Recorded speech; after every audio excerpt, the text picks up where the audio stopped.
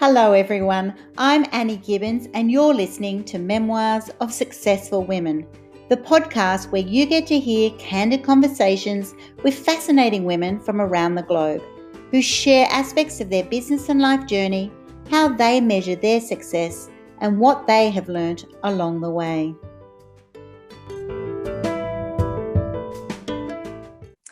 Well, hello and welcome to Memoirs of Successful Women. Today, I would love to introduce you to Dr. Isabel Hunsinger, who is a functional integrative medical doctor from the US and is now living in gorgeous New Zealand.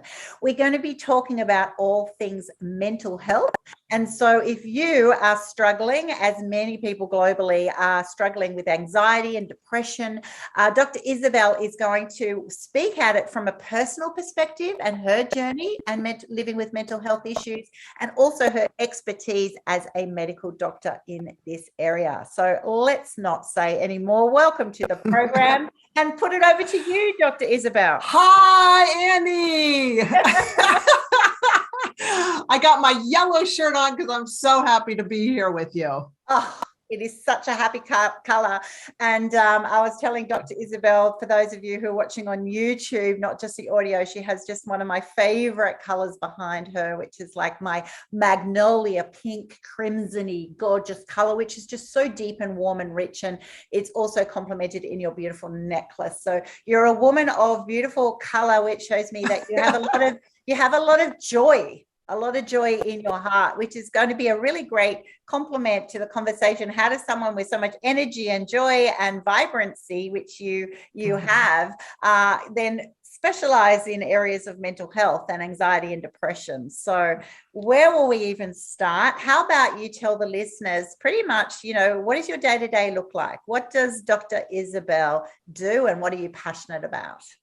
What do I do? Well, first, I want to let the listeners and the watchers know that this is just a piece of material that I got at the fabric store. I said, babe, I love that color. And he said, let's use it as your backdrop because we're not going to paint the wall that color or wallpaper it. So maybe next time when I see you, we'll have a different print. Hey, mix it up. I love that. So what does my day look like? Well, I wake up. And I'm a Christian and I follow Jesus. I think Jesus is like the best example of how to be here on earth. So I've got my room where I have my cup of green tea and peppermint tea. I make my husband his coffee and then I go into I call it my war room. And in my war room, I read positive things to get this ready for the day. So I get I have learned to become the boss of my brain and learn, like, who am I? What am I doing here on earth? And I just get ready for the day. Because if I've got this ready, then I'm good to go. Yeah. Because, life happens and we all get punched down. And like today, I just woke up a little sensitive. If those mornings when you wake up just a little, I don't know, just not as strong. And so I actually pulled out this thing that I read called The Word for Today. And I have it in the kitchen that I've been going back to listen to refresh my memory. Okay, that's who I am. That's what I'm doing. And then I go ahead and work out. I just, do something. I definitely do 100. I know you're going to think I'm crazy, but I do 100 squats Monday through Friday. Oh. Awesome. You have buns of steel, sister. Well, the reason I do it is, my husband likes that part, but it's also because if we've got strong legs, we got strong brain. And that comes from one of my mentors, Dr. Daniel Amen, who's written so many books. And so if you've got strong legs, you got strong brain. And then I'll do something like Monday through Friday, I'll do some, strength training. I definitely go for a walk when it's not windy like it is today for about a half an hour or an hour. And then I'll eat breakfast. And then I just start doing all my social media stuff. Like today I've podcasted before and now I'm podcasting with you. And then this afternoon, I'm going to go for a little break with my husband. And then I'm still working as a conventional doctor in the urgent care center. Right. For a little bit, for about 20 hours a week. So I'll go in there. and work about 4 hours. And then I come home and go to sleep and wake up and do it again. I love that. I love the way you're so focused on what you've spent your time just sharing for your introduction. Isn't necessarily about the amazing work that you do, which you obviously do give out incredibly on with your knowledge and skills and expertise in your clinician role, but it actually is a lot about centering you, valuing what you value and making sure that that is that fuels your day. And so I'm a big fan of those morning affirmations and just really getting yourself focused on the positive, because it's so easy, right, to just roll out of bed and go, oh, another day, and then get into the grind, and then it distorts your mental head space, right? It really does have a massive impact. And I also love your commitment to health and wellness, because I'm a big fitness fan myself. And so I know a lot of people will say they don't have time, right? They don't have time for that. Wow. But when you do it, you go, oh my gosh, there's so much value. You can't imagine not doing it, right? Because it really does. Yeah. So how do you use that health and wellness, how do you use that to make you better as a clinician? How does it change you? So you want to have a good, healthy body, you're nice and slim and tight and all those good things, but how does that actually affect your role then when you go to work for your still 20 hours a week, in that sort of paid work role, I suppose. Right.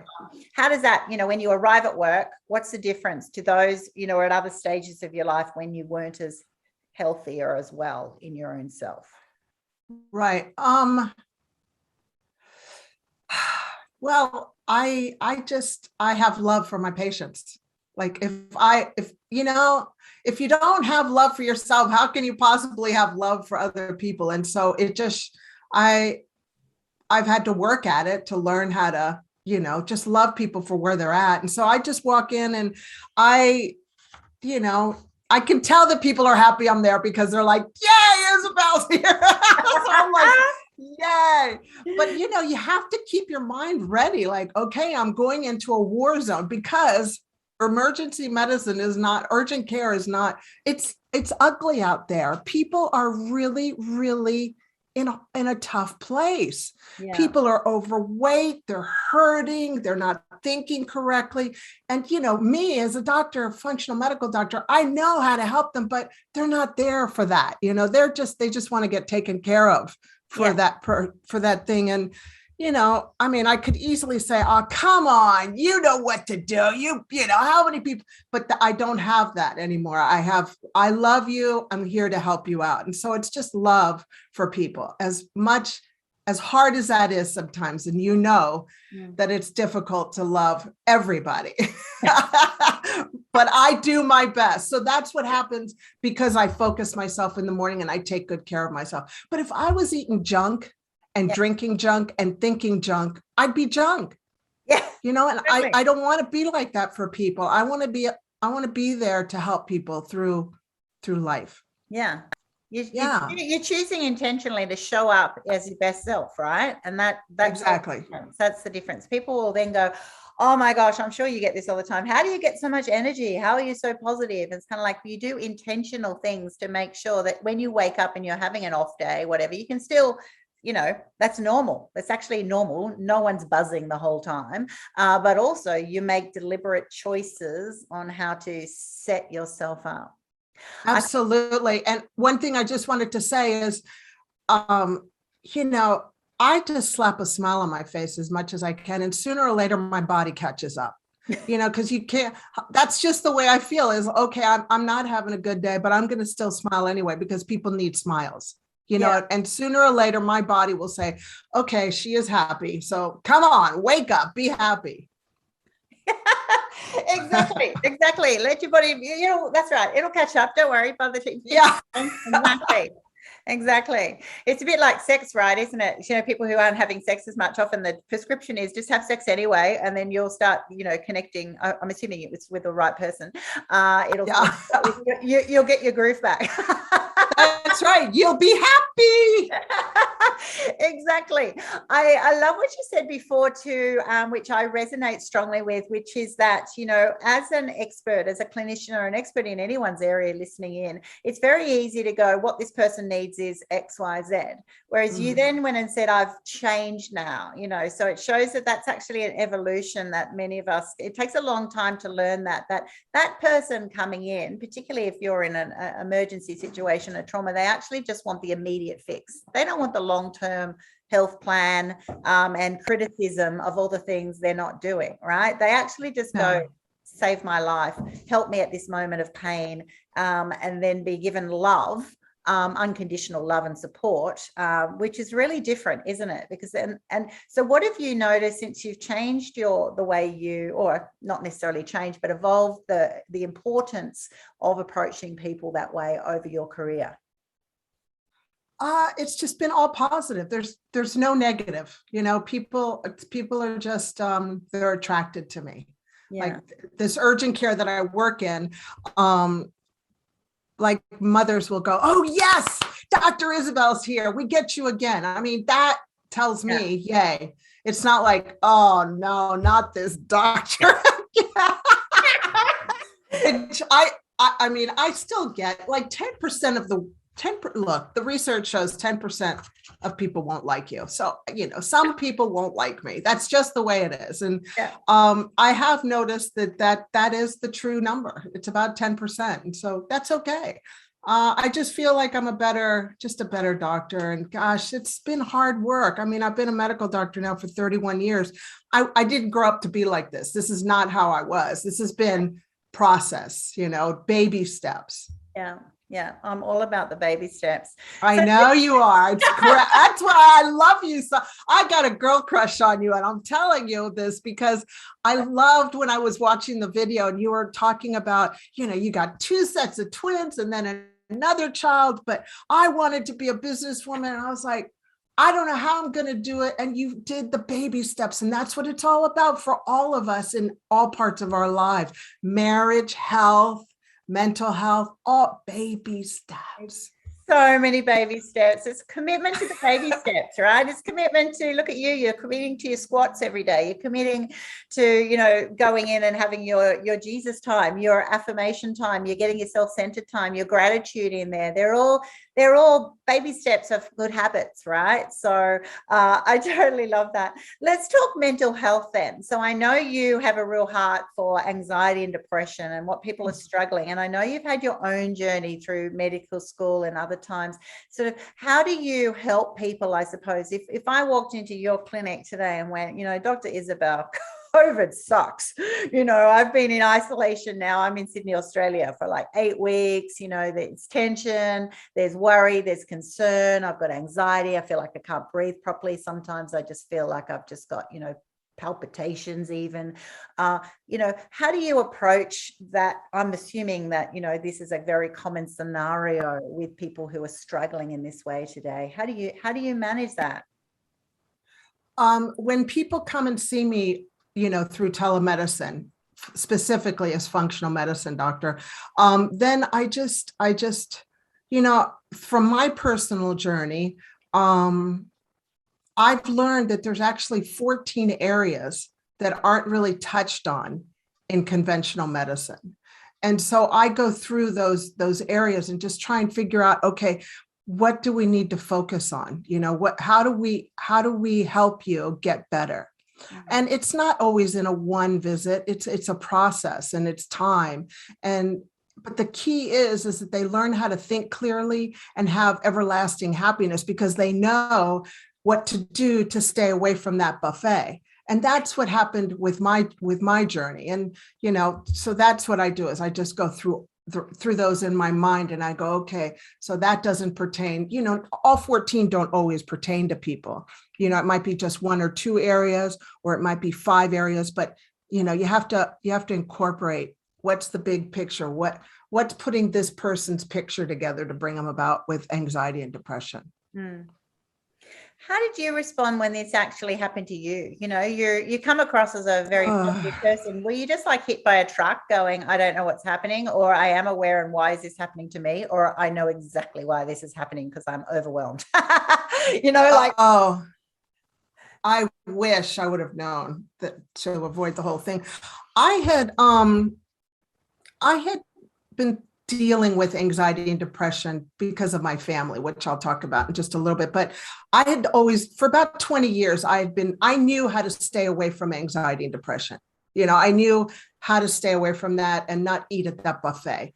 But then what happened in 2013, I was really unhappy practicing conventional medicine here in New Zealand. I thought moving to New Zealand in 2000 with my husband and my two daughters was going to help me do the right medicine, you know, help people get strong and healthy.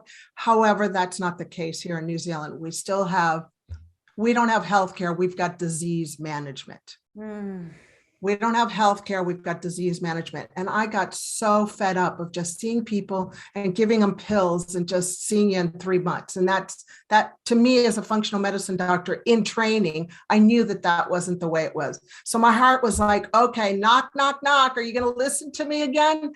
So my husband and I sat down and we decided in 2013 to start our business, Doctor on a Mission, to help people prevent and reverse disease and give them hope. So here I am in 2013. I'm a medical doctor, I'm a wife, I'm a mother, I'm a daughter, and now I'm a new entrepreneur online. Holy moly, I did not learn this in medical school. How do I do this? And so I did that for a year, and I was also 53. Yeah.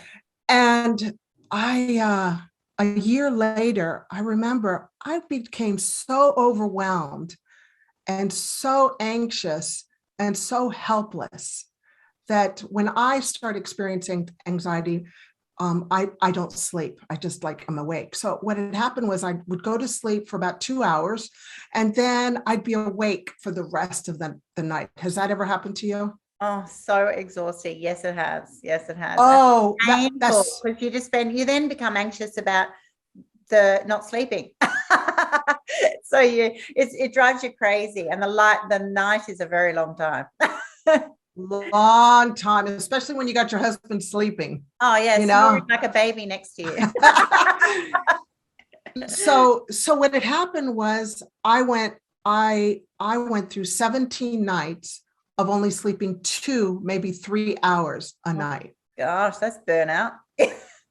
That was torture. And by the end of that time, I tried to take my life twice in 3 days.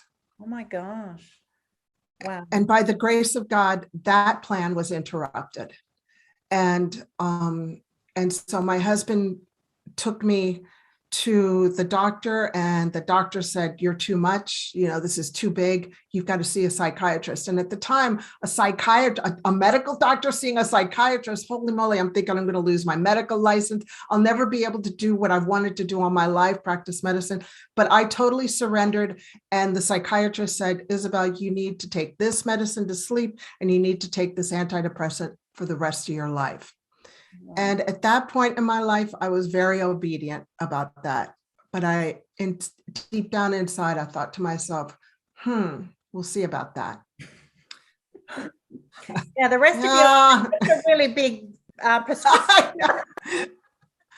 Yeah, especially if I'm going to live to be 100 years strong and healthy and toned and joyful and serving people. Come on, that's a long time. Wow. So I took the medication, but what ended up was I went on a 5-year journey, and I spent a lot of money learning new ways to overcome anxiety and depression. I also made a lot of painful mistakes, but the key is now I'm off the antidepressants. I'm 7 years out from that journey. I'm peaceful, I'm joyful, and I've learned how to help people from my mess. My mess has become my message so that people don't feel so ashamed of having anxiety and depression. It's really all about learning that your brain is an organ, just like your heart is an organ, just like your kidneys are an organ, just like your gut is an organ. And we need to nourish it and take good care of it. And conventional medicine does not do a good job of that. So I just teach people to stop with this mental illness talk and start talking about brain health. We just got to talk about brain health and teach you how to take better care of your brain. That's it. That's all I do. And that's why I am who I am right now, because I've learned how to do that. Yeah. Even just saying the words, brain health, right? Instead of mental illness, that's just a shift that's such a mindset shift, for people who, rather than focus on the illness and what is wrong with me and why now I have to take drugs and now I'm struggling and, everyone else seems amazing. It's just this spiral, right, into negative and overwhelm and seriously life-threatening consequences. And thank you for sharing so honestly, but terrifying, right? Because you're in a very, very dangerous, scary space to be thinking on that level, right? And I've interviewed a number of women who have, and it's not as if it's taken lightly. It's a hugely scary place to be in. That seems to be at that time your only solution, right? Oh, yeah. Thank God that you were found and helped, and also then that decision to go get over ourselves. Here you are, your biggest concern is not that you might die or do something rash. It's like, oh my gosh, what if I lost my medical license? Or what if someone thought that was inappropriate that a doctor was seeing a psychiatrist or a psychologist? It's crazy, right? The way we then make decisions on our own rationale, which are not logical. That's right. They're biased by these society views on what we think people will think rather than our own health. And so I just so love and respect your passion for health and wellness and helping people get through those times, because everyone will have them. And if your family like mine, my family's littered with mental health issues, and so sometimes it's just in the genes, right? So, and some people will need to be on medication for a very long time because of their genetic disposition, so sometimes whether, particularly endogenous versus exogenous depression, there's no judgment on that. We've got to do what gets us into balance, right? So I bet you spend most of your time going, what you're actually trying to help people find their balance and their right biochemistry for them and fixing that or helping them to get that right, rather than the problem or the results of that problem. It changes your whole perspective, doesn't it? Yes, it totally does. And the key is you also, not only do you have to help that person, but you've also got to help the family. Yes. Because the families, they're all involved, and the families can be very messy. Oh, so messy, so many opinions, so much diversity. Oh my God. But if you don't get the family right, then the person's going to feel terrible that, all this work is being on me. Well, what about the rest of the family? And then the family is going to take it out on the person. Like, come on, just snap out of it. Because you know what the mentality is here in Australia and New Zealand. Yeah. Come on, mate. Snap out of it. Get your act together. Stop whinging. Stop whinging or you'll be right, mate. Oh, no, we're hardcore, aren't we? We're just like, oh, wow. Wow. Compared to other parts of the world, yeah, we are not princesses here. We just soldier on. Soldier on to the death sometimes. Yes, absolutely. And look, I am so grateful that I mean, during the time, I really wish I wouldn't have gone through it. But now that I'm over on the other side, yeah. I'm glad. I'm so grateful that happened to me, because I so get it. So get it. I did not get it when I was a medical doctor. Isn't that incredible? That's right. Yeah. I just thought when people would come into me saying, Isabel, I need something to sleep, I'd be like, well, we're trained in medical school. You don't want to give too many sleepers because they're going to get addicted. But did I ever think that I should learn about how to help people sleep? No, because it wasn't happening to me. But once I learned, wow, we got to teach people how to sleep, because people don't know how to sleep because there's a war on our sleep. The world is set up so that we're constantly going. So anyway, I'm just glad it happened and it's over. And now I get to do the fun part, which is to help people, which is all why I wanted to become a doctor, is just help people. Yeah. You've gone from your moment of powerlessness to being powerful, right? You're empowering other people because of that random experience. And I know you've watched my life journey video as well. And sometimes you go, when you're in it, you're like, what? I can't cope with one more thing. This is just crazy. Get me out of here. Get me out of here. Oh my gosh, talk about, when people at that stage go, just focus on your dream. You're like going, I don't even dare to dream. Like, I'd really just like to wake up tomorrow and it's a little bit easier. And so when you've been through those wells, as I've called it, you don't dwell in the well. You then go, as soon as you're on the other side, which can take some time, that's right. That's just fueled your fire. That's just added to your vibrancy and your capacity to just be a blessing. That's why when you arrive at work, people go, it's Dr. Isabel. Imagine walking into a doctor's practice and go, I'm so lucky to be here and get this doctor. So that is just such an amazing testimony to you.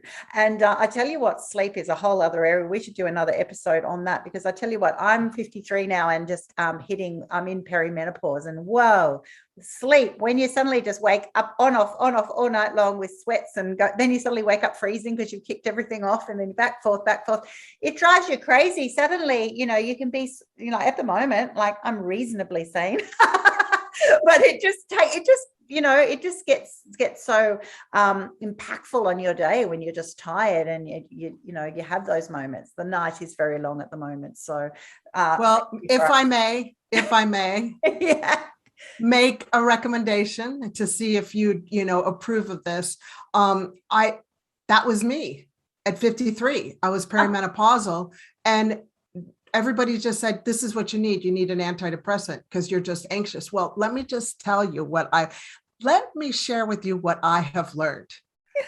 Our hormones, progesterone in women, starts decreasing 10 years before perimenopause. I mean, 10 years before menopause. Yeah. So menopause is when we stop having our period. So let's say you stop having, let's say you go through menopause, which officially is no menstruation for 1 year. Let's say you go through menopause at 60. Well, then those 10 years, you've got low progesterone. Progesterone helps us calm down. Progesterone helps us sleep. So nobody talked to me about that. I had to learn that from functional medicine. So for a lot of my patients, I always recommend bioidentical progesterone. And you can get that in Australia and New Zealand from Write that down, ladies. Bioidentical progesterone. Yeah.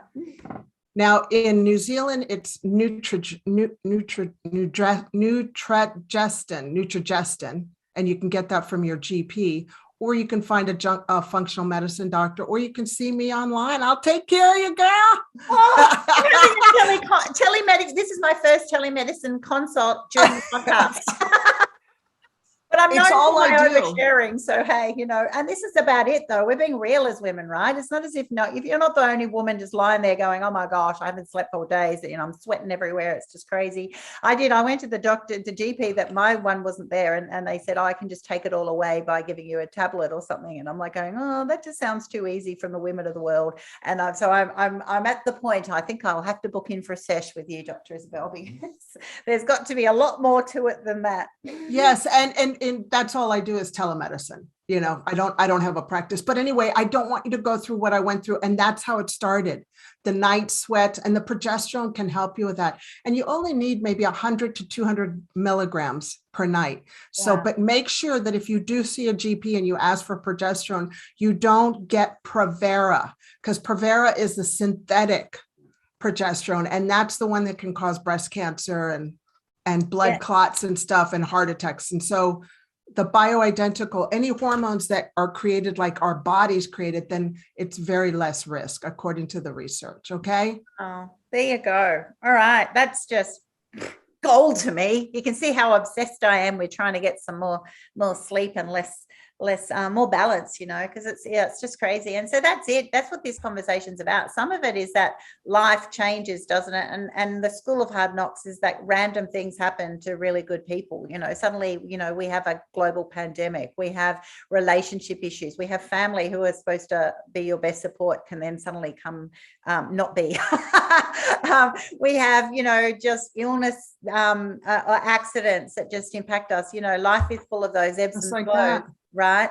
And so, you're not alone. It's normal to go, I don't have these skills. And that's why, it'll trigger these times of anxiety and sometimes depression. And so I think we do need to have these conversations. We need to actually go, this is understandable because you haven't been here before. And too much suddenly of anything is overwhelming. Right. That's it. If you got it in little micro doses, you kind of be all right. Whereas world doesn't happen that way. It's just like stacks on, I'll call it. That's an Aussie saying for those.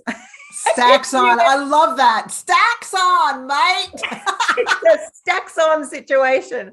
So for those American ladies, that's kind of like a gridiron scrum, and everyone just packs on, and it feels like wait, you need to explain what gridiron is. Gridiron is football in America.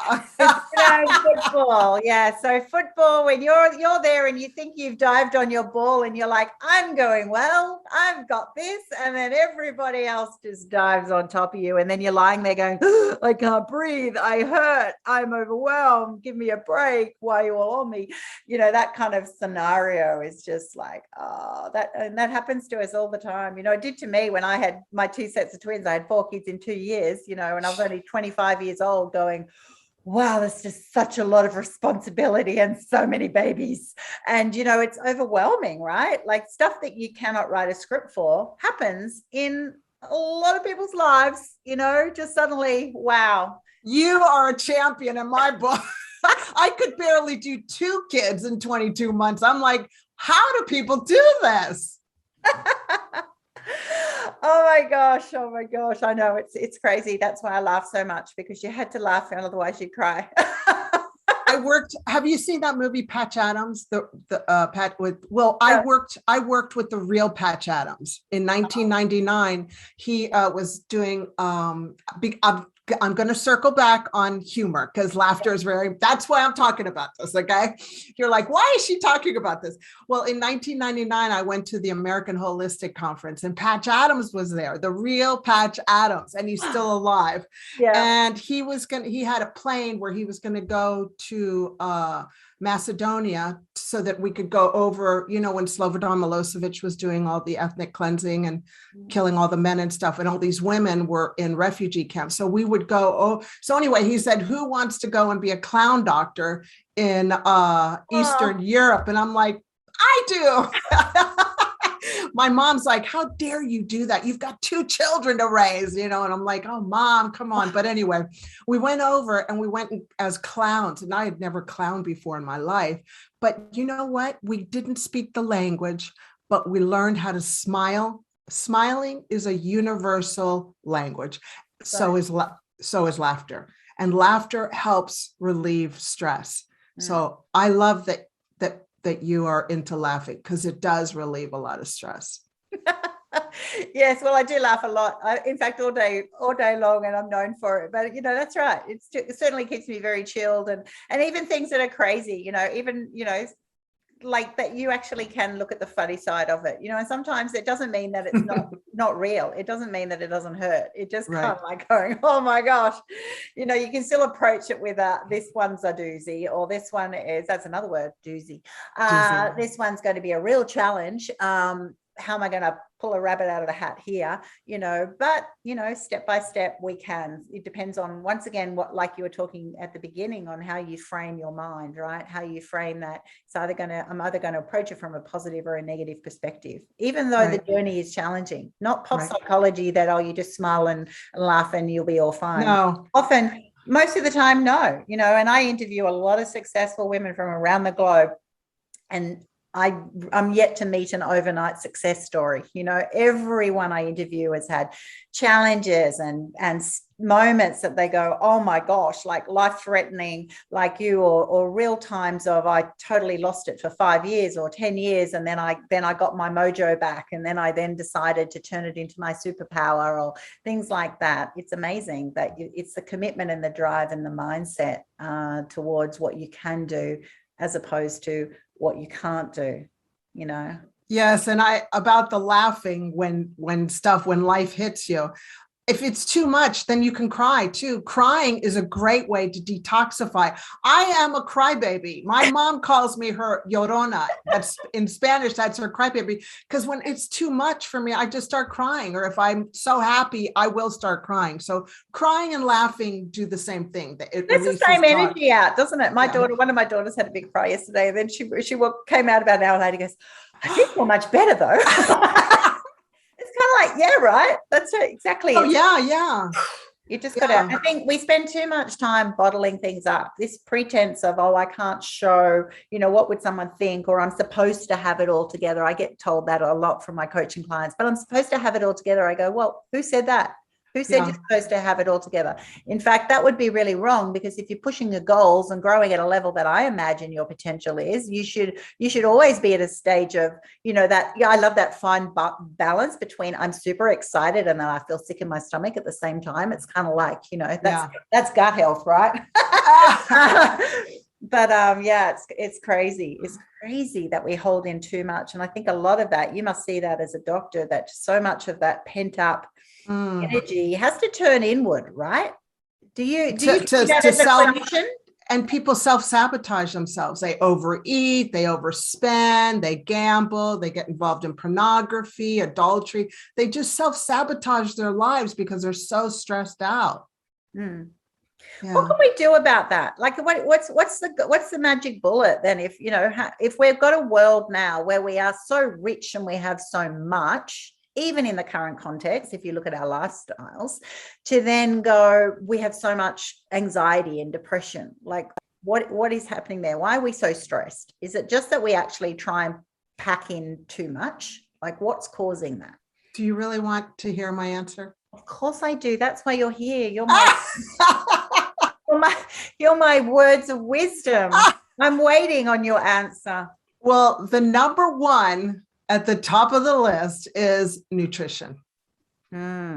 Nutrition, not busyness. Nutrition. People are eating terribly, and their blood sugars are going up and down and up and down and up and down, and eating sugar and processed food. This is a war against people's health, their body health and their brain health. And the food companies do not care that people are addicted to sugar, that people are addicted to junk food.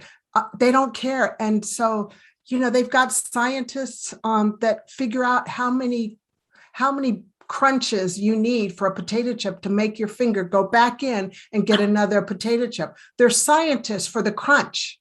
I mean, this is scientifically exact, and so nutrition is number one. And so I always encourage people to, before they put anything in their mouth, just ask, is this going to heal me or is this going to hurt me?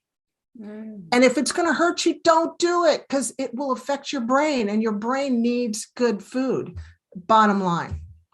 So my husband, who's a nutritional chef, he was trained by the European chefs in San Francisco.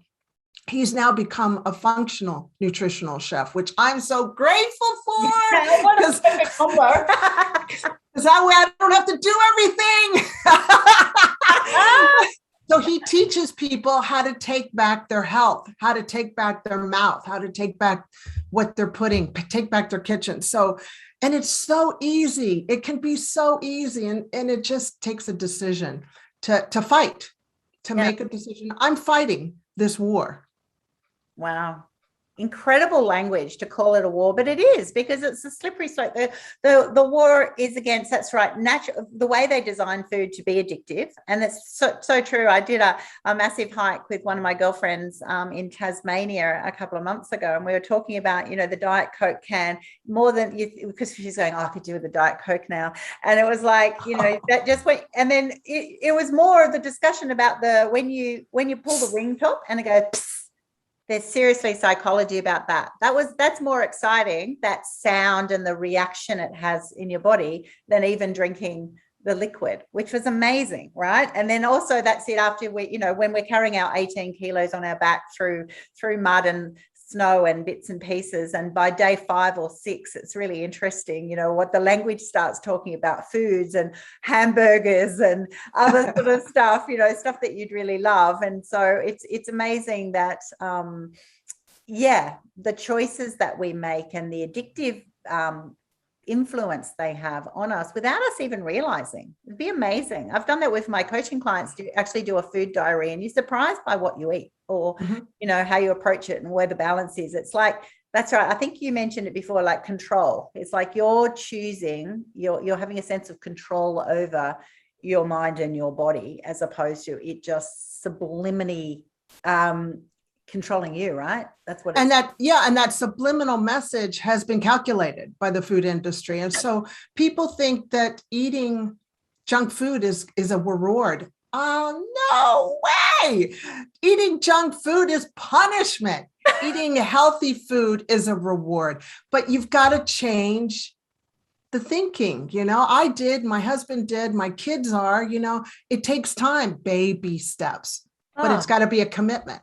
And it's got to start from baby, because that's it. You know, even as a mom of 5, when my kids were little, that's it. You get your treat is a lolly or going to McDonald's or something like that. It's kind of like, it's called, the junk has been called the reward. It's called the treat, you know. Yeah. You know, I think it's still a hard battle to tell your kids their reward is, you know, a beautiful bowl of fresh broccoli.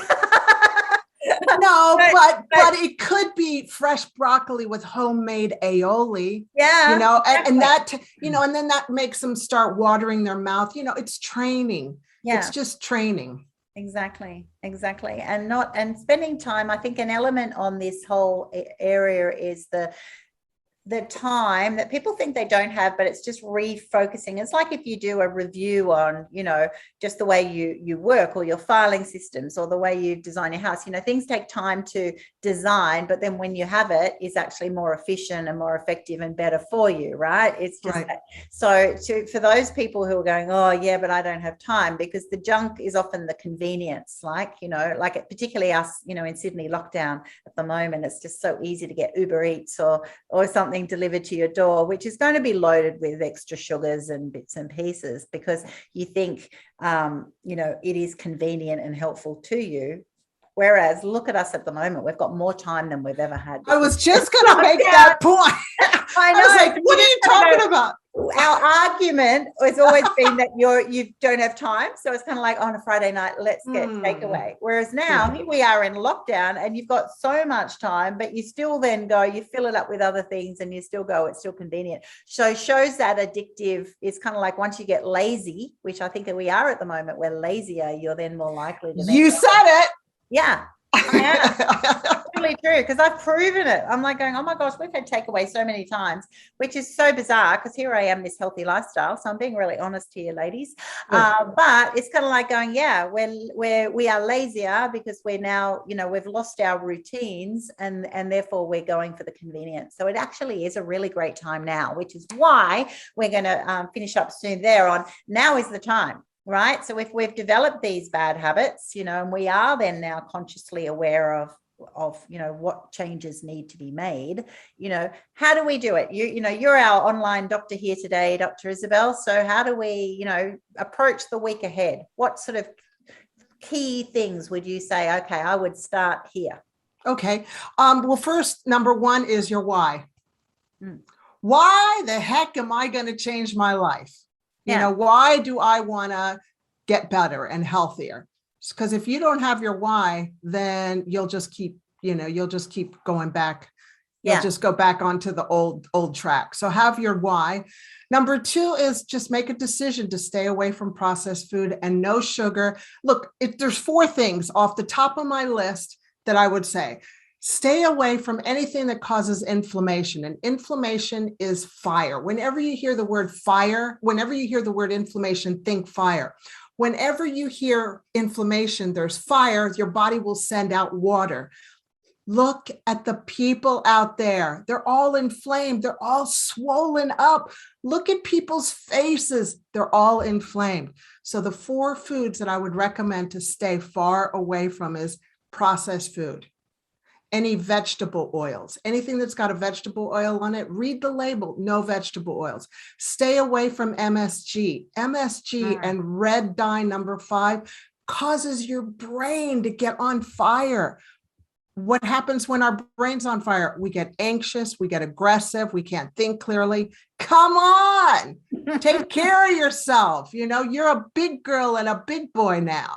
Exactly. And then do the best you can to get a good night's sleep. Yeah. And then focus on sleep. Yeah. Wow. It's not that much. It's, you know, after 2 weeks of doing it, it becomes easy. It's just recreating a new habit. Yeah, exactly. Which scientifically, we're going to take you about, after you've been doing something for 21 days, whatever, you're off and away, right? It's just the discipline. It's the changing something and keeping yourself accountable. And I think that's the biggest thing with all habit changing, which is hard. You know, that's why people have all these resolutions and they last, you know, a couple of weeks and then they fall off the radar all the time, you know, because that is our natural default to come back to why we did what we did before, because our body's very comfortable there. It's comfortably uncomfortable. Right. But when until you make a new comfortable. Yes. And then that train track is deeper, and then that becomes more comfortable because that's where you're the deepest in your brain. Oh, this is the right way. Because I'll tell you, once you start living like this, when you go back and eat crap and you sleep bad and you think bad, you're like, this feels terrible. And you go back to, no, I'm back into my safe, healthy place. Exactly. Because we normalize, don't we? When we're in that comfortably uncomfortable sort of situation, that's, you know, people can spend decades there going, oh no, I'm fine with it. I'm fine with this 20 extra kilos. It makes me who I am, this or that, whatever. And then when they, you know, when you're in this next phase and you've conquered, and we all have these moments of just, you know, pick one thing, conquer, baby steps. Yeah, that's it. You look back and go, oh my gosh, I would never go back there, you know, because the benefits, you know, it is all about your why. It's actually going, well, why? I'm like that with exercise. You know, I need a goal. If I've got a goal, the why is because I want to be able to go with my girlfriends and climb a mountain and do these great things and have this connection. It's all about the whole picture. Then that makes me commit to the trekking and the, you know, the sit-ups or the squats or the this or the that. Not because I wake up every day going, oh, I'm not like Dr. Isabel. I don't just go, I'm going to do 100 squats a day because that's what I do. Hey, let me clarify something. I don't love it. I don't love it, but I got my why. And my why is I'm going to reach 100 years plus healthy and happy and joyful, not demented. I'm not living in a rest home. I got my why in front of me. Do you think I like doing squats? I do not like doing squats. Okay. It's painful, but I know my why. And if you don't have your why, forget it. Yeah, forget it. Totally forget it. You don't know why you're doing anything, pick a topic, anything. You don't have a clarity, because, you know, that clarity makes it, you get simplicity and focus, I think, once you've got that clarity. So if you don't have that clarity, you'll then just, you'll slide back into your default, which is always going to be lazy, which is what I've shared. It's always going to be lazy, convenient, but not helping you be your best self. Always at someone else's benefit or your own detriment, right? Or usually a combination of both, I think. And, you know, sometimes it's okay to be lazy. Give yourself 36 hours a week to be lazy and do nothing. You know, we white space 36 hours a week to like not do social media, not do emails, not do any of this stuff that we're doing here. To be just not lazy, but just self-care, because self-care is not selfish. It's actually, it's necessary. Because Wow, you are such a joy. Oh my gosh, I've loved this entire interview and I can't believe how the time is nearly gone. We're already, I've been chatting for 55 minutes already. How do people find you, Dr. Isabel? How do they reach out and connect with you? Will there be show notes in this? Yes. Okay, good. Well, I've created a Bossy Brain Solution private Facebook group to help women overcome anxiety and depression. So that's a nice place. And then just coming over to dronamission.com and you'll get a lot of freebies and get to feel who we are, my husband and I, and our mission. And then we've got the MD and Chef Team podcast. Awesome. Awesome. Oh, excellent. So I will put that on my podcast platform. I'll put all of your links. Everybody, if you're wanting to just have a consult with Dr. Isabel and get yourself recentered, refocusing on what's most important to make you live your best life, be healthy and well, and be able to then equip yourself, with your mind, body, and soul to be able to reach those next levels. Reach out to Dr. Isabel and, start fresh today. It is never too late to start making those baby steps, and also sometimes giant leaps, which are also super exciting. Shake it up. And thank you so much for what you have shared with us today. I'm going to definitely bring you back, and we'll have to have a whole session on menopause another time. And maybe dementia as well, because I know you've got specialty areas. So amazing. We can talk for hours. So thank you for being on the program today. Thank you. You're lovely. I just love your energy, and I love what you're doing. And I just encourage you to remain unstoppable too. I will. We'll keep each other accountable for that, for sure. Okay.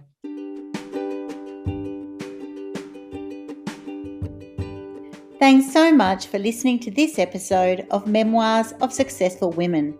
You can find me at anniegibbins.com, where you can download my free resources, get connected on social, and check out my online magic transformation program. If you love this show, feel free to subscribe to future episodes, and of course, share it with your friends.